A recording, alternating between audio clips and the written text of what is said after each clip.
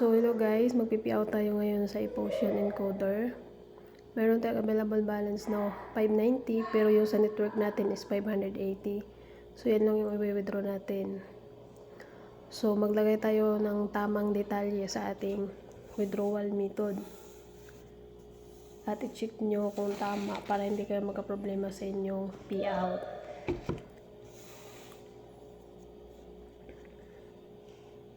Ayan, so i-click lang natin yung next.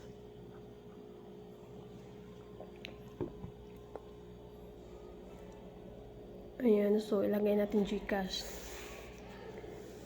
And then in cash. So yan guys, successful yung ating encashment. So check natin sa ating transaction history. So dyan natin makikita yung ating payout record. At saka nandyan din lahat yung ating mga record about sa mga nag-join sa atin.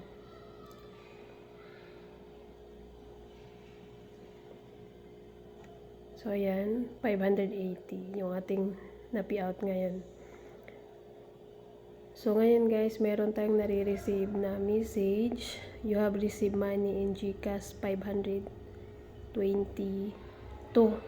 So check natin yung ating GCash.